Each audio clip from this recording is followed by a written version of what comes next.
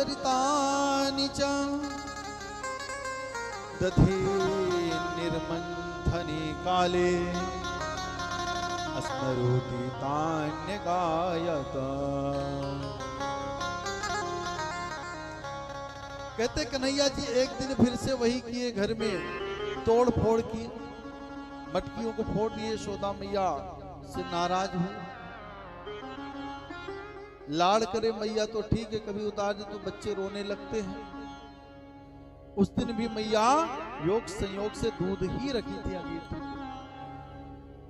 कन्हैया जी उस दिन भी क्रोध में आए, क्रोध में आकर के सब मटकी आदि सब फोड़ फाड़ दिए। माता रानी उनको गई, यशोदा मैया बांधना चालू कर दी, और जो ही बांधना चालू की तो सब रस्सियां ही कम पड़ गई। वेद व्यास जी महाराज लिखते हैं कि 2 अंगुल ही रस्सियां कम पड़ती थी। इसका फिर सारांश लिखते हैं कि हम भक्तों को परमात्मा को प्राप्त करने के लिए 2 अंगुल आगे बढ़ने की आवश्यकता है। हम पहुंच तो जाते हैं, पंडाल में आ तो गए, सुन तो लिए, लेकिन 2 अंगुल और नहीं बढ़ रहे कि जीवन में उतार ले, ऐसा करें। ऐसा ये व्यासपीठ की बात को हम सत्य माने। अच्छा ये भी कंफर्म है कि सुख अधिक मिलने वाला है। अगर हम भगवान की बात को सत्य नहीं मानेंगे तो सुख कम मिलेगा, अगर मान लिए तो ज्यादा मिलेगा। पर बस मानना है, प्रभु कृपा करे। जा पर कृपा राम के होई, ता पर कृपा करे सब कोई। राम की जब कृपा होती तब मानो सत्संग में जाता है, प्रभु की लीलाओं को सुनता है, और जब फिर उन्हीं की कृपा होती है तो उतारता भी अपने जीवन में।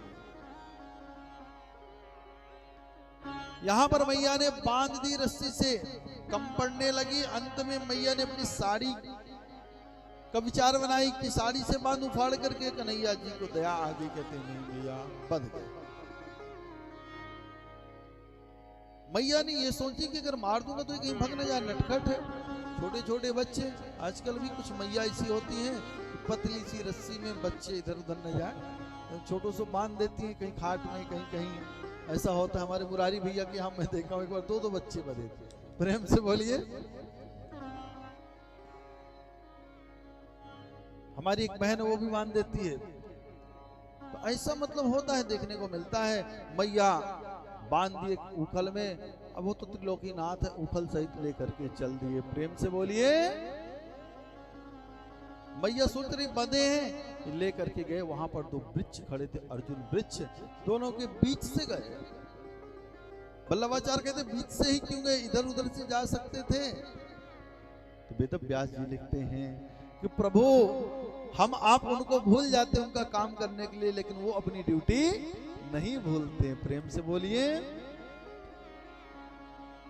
प्रभु उनका उद्धार करने के लिए गए। वेद व्यास जी महाराज कहते उनके पूर्व जन्म का श्राप था। मणिग्रीव और नलकूबर थे, ये वारुणी मदिरा पी करके मदमस्त थे, तालाब में नहा रहे थे। उसी समय इनको श्राप दे दिए थे अगस्त ने, इसीलिए आज यह उद्धार हुए, सुंदर चतुर्भुज रूप में होकर के प्रकट हुए। भगवान इनका उद्धार किए। आगे एक कथा आती है कि क्रीणी भोह फलानीति सुत्ता सत्वरमच्युतः फलार्थीं धान्यमादाय यो सर्वे फलप्रदः। एक दिन एक फल वाली मैया आती है, बूढ़ी मैया। उसके जीवन का यही काम था कि फल बेचती थी, अपना जीवन यापन करती थी। कन्हैया जी के यहाँ द्वार से निकली, अजो ही निकली द्वार से, तो कन्हैया जी कहते मैया रुको, और रोक करके अंदर से धान के दाने लेकर के गए। छोटे छोटे हाथ कन्हैया जी के धान लिए दोनों हाथ से, सब रास्ते पर गिर गए। वहां पहुंचते पहुंचते कुछ नहीं, एक धान का टुकड़ा बचा। कन्हैया जी कहते देवी, ये देवी कहती कुछ है नहीं इसमें कन्हैया, लेकिन तू है बड़ा प्यारा, तू फल तो खा।